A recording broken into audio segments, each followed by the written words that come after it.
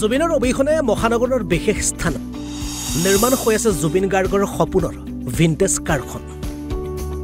জুবিনৰ অবিহনে পুনৰ নিৰ্মাণ হ'ব সপোনৰ গাড়ী। আধৰুৱা জুবিন গাৰ্গৰ সপোনক পূৰ্ণ কৰিব বাহন সেৱা কেন্দ্ৰই। হয়, বিগত কিছুদিন ধৰি সামাজিক মাধ্যমত এই দৃশ্যটো হয়তো আপুনি বহুবাৰ দেখিছে। এখন ভগ্নপ্ৰায় ভিন্টেজ বাহনৰ ভিতৰত জুবিন গাৰ্গ। পাছে বাহনখন আছিল জুবিন গাৰ্গৰ এখন সপোনৰ গাড়ী। জহি খহি যোৱা ভগ্নপ্ৰায় বাহনখনক নিজৰ মতে নিৰ্মাণ কৰিব বিচাৰিছিল হিয়াৰ আমঠু জুবিন গাৰ্গে, যাৰ বাবে কিছু মাহৰ পূৰ্বে এই বাহনখন জুবিনে লৈ গৈছিল মহানগৰৰ এটা বিশেষ স্থানলৈ, য'ত বাহনখনৰ সৈতে উপস্থিত হৈ জুবিনে নিজৰ মতে বাহনখন নিৰ্মাণ আৰু সজোৱাৰ বাবে তাগিদা দিছিল মেকানিক আৰু সেৱা কেন্দ্ৰটোৰ স্বত্বাধিকাৰী। আৰু জুবিনৰ ইচ্ছা অনুসৰিয়ে নিৰ্মাণো হৈ আছিল বাহনখন। পাছে নিৰ্মীয়মান অৱস্থাত থাকোঁতে অনাকাংক্ষিত মৃত্যুক সাৱটি লয় অসমৰ প্ৰাণৰ শিল্পীগৰাকীয়ে। আৰু বাহনখনক লৈ দেখা আধৰুৱা সপোন এটাৰ সৈতে এনেদৰে আঁতৰি যায় প্ৰাণৰ শিল্পীগৰাকী। পাছে জুবিনৰ আধৰুৱা সপোনক পূৰ্ণ কৰাৰ চেষ্টা কৰিব মহানগৰৰ এই সেৱা কেন্দ্ৰটোৱে। জুবিন গাৰ্গে যেনেদৰে বিচাৰিছিল তেনেদৰে পুনৰ নিৰ্মাণ কৰিবৰ বাবে চেষ্টা কৰিব বাহনখনক। গাড়ীখন এইখনতো একচুৱেলি এইখন হিন্দুস্তান 14 গাড়ীখনৰ নাম। এইখন 1952 মানে গাড়ীখন ওলাইছিলে।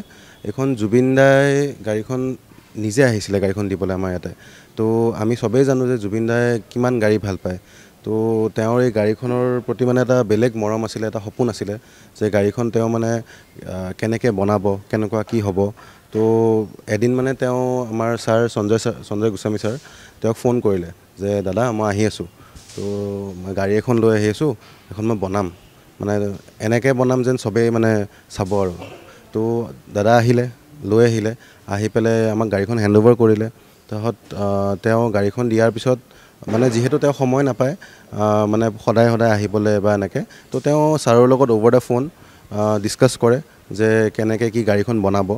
তো এতিয়া তেওঁ এটা কথাই কৈছিলে যে তেওঁৰ চিনেমাখনৰ শ্বুটিঙৰ পাছত তেওঁ আহিব, আহি কেনে ভালকৈ মানে কেনেকৈ কি বনিব ইচ এণ্ড এভৰি ডিটেইলত মানে চব বস্তু তেওঁ সেনেকৈ কৈছিলে। কিন্তু আমি এতিয়া যিহেতু এইটো বহুত দুৰ্ভাগ্যৰ কথা, এটা ইনচিডেণ্ট হৈ গ'ল, এতিয়া সেইকাৰণে এতিয়া আমি গাড়ীখন যিখিনি পাৰোঁ আমি কৰিছোঁ।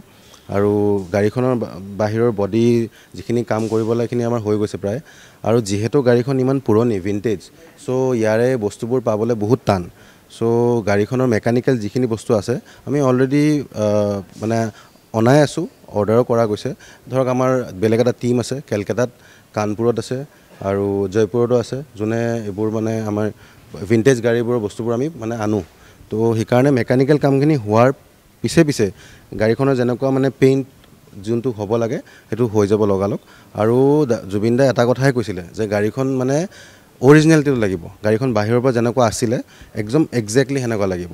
আৰু বাকী ভিতৰৰ বস্তুখিনি মানে ইণ্টেৰিয়ৰটো কেনেকুৱা হ'ব, চিটবোৰ ভিতৰৰ সেইখিনি তেওঁ আহি ডিছকাছ কৰিম বুলি কৈছিলে। তো এতিয়া চাগে আমাৰ ছাৰ সঞ্জয় ছাৰ তেওঁ গৰিমা বৰুৰ লগত কথাখিনি ডিছকাছ কৰি সেইখিনি আমি আগবঢ়াম আৰু কি কৰিব লাগে। আৰু সেইটোৱে তেওঁৰ দাদাৰ যোনটো সপোন, এইটো আমি কেনেকৈ পূৰ্ণ কৰিব পাৰোঁ সেইটোৱে আমি চেষ্টা কৰিম। আৰু আশা কৰোঁ যে বহুত ভাল হ'ব এইটো। আৰু সেইটো যেতিয়া আমি পূৰ্ণ কৰিব পাৰিম সেইটো আমাৰ কাৰণে বহুত ডাঙৰ কথা, কিবা এটা আমি দিব পাৰিম তেওঁৰ কাৰণে, সেইটোৱে। তেওঁ আহিছিলে, কেতিয়ালৈ আহিছিলে আৰু কি কৈছিলে?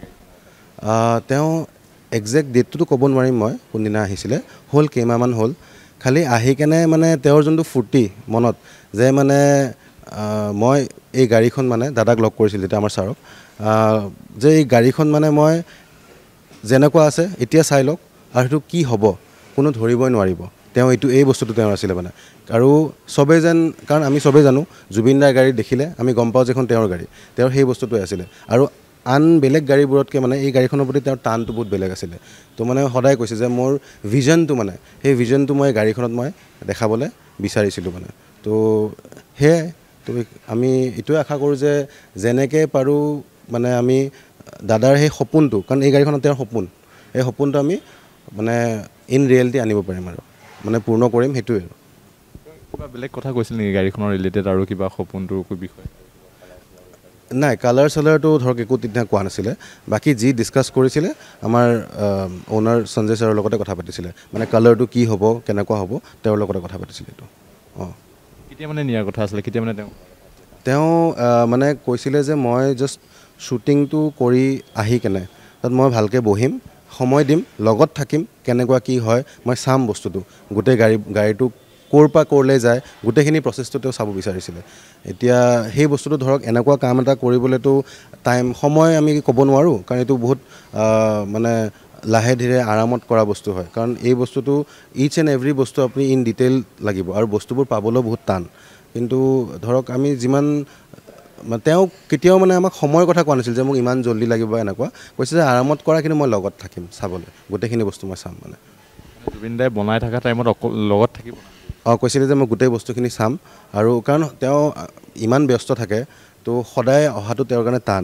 ধৰক এনেও গাড়ীখন যেতিয়া দিছিলে দিয়াৰ পাছত তেওঁ এবাৰ দুবাৰ আহিছে চাইছে কেনেকুৱা কি আছে বাকী মানে যেতিয়া গাড়ীখন ধৰক শ্বেপ লৈছিলে আৰু তেতিয়া তেওঁ কৈছিলে যে মই কেনেকুৱা প্ৰচেছটো হয় কি হয় গোটেইখিনি তেওঁ চাব বিচাৰিছিলে ইচ এণ্ড এভৰিথিং আনি দিছিলে হয় তেওঁ নিজে বহি পিনে নিজে আহিছিলে মানে আমাৰ ইয়াৰ শ্ব'ৰুমলৈ তেওঁ নিজে বহি কেনে গাড়ীখনত বহি কেনে আহিছিলে আহিছিলে লগত তেওঁৰ এজন গাড়ী চলাই কোনোবা এজন আহিছিলে লগত আৰু এজন মানুহ আহিছিলে আৰু কিবা কৈছিল নেকি নাই বেলেগ সেয়াই মই যোনটো আপোনাক ক'লোঁ তেওঁ মানে খালি এটাই কথা মানে যে মই এই গাড়ীখন যেনেকৈ আনিছোঁ দাদা সেই বস্তুটো আজি চাই লওক আৰু পিছলৈ কি হ'ব সেইটো মানে মানুহে মোক ক'ব আৰু যে মোৰ এই গাড়ীখনলৈ বেলেগ এটা ভিজন আছে সেই ভিজনটো মানে কোনো বুজি নাপাব চাগে এই গাড়ীখন দেখি পেলাই মোৰ ভিজনটো বুজি পাব এটা সপোন আজিৰ নহয় এইটো তেওঁৰ বহুত আগৰ সপোন আছিলে তো তেওঁ মানে আমাৰ থ্ৰুদি সেই বস্তুটো তেওঁ পূৰ্ণ কৰিব বিচাৰিছিলে আৰু আমি নিশ্চয় কৰিম বস্তুটো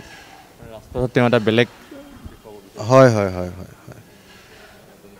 এয়া দেখুৱাইছোঁ আমি এইখনেই বাহন যিখন তেওঁ এটা সপোন আছিলে যাতে ৰাজপথত গ'লে চিনি পায় জুবিন গাৰ্গৰ যিখনটো সপোন আৰু সেই সপোনটো আজি সপোন হৈ ৰ'ল কোনো নাভাবা যি খবৰ 19 তাৰিখৰ সেই খবৰটোৱে সকলোকে যিহেতু কন্দুৱালে আৰু আজিও এই যি সপোন তেওঁ বহুকেইটা সপোন আছিলে চিনেমাখনৰ পৰা আদি কৰি তেওঁ বাহনসমূহৰ যি সপোন তেওঁ গাড়ী যিহেতু চখ আছিলে গাড়ী ভাল পাইছিলে আৰু এইখন যিখন তেওঁ বাহন যিখন সপোনৰ বাহন বুলি ক'ব পাৰি আৰু সপোনৰ বাহনখন এতিয়া এইদৰে গেৰেজত পৰি আছে এতিয়া নাই তেওঁ কোনো ধৰণৰ কথা ক'বলৈ বা কেনেকৈ কি কৰিব তেওঁ বহি বুলি কৈছিলে গাড়ীখন নিৰ্মাণ কৰি থকা সময়ত বহি তেওঁ চাব কেনেকৈ কি ডিজাইন কৰিব কিন্তু আজি সেইসমূহ ক'বলৈ যেন নাই এয়া আমি দেখুৱাইছোঁ এই পৰিৱেশ অসম লাইভৰ দৰ্শকসকলক এইখন বিশেষ বাহন যিখন বাহনক লৈ জুবিন গাৰ্গে দেখিছিল সপোন আৰু এই মুহূৰ্তত এইদৰে গেৰেজত এনেধৰণে পৰি আছে গাড়ীখন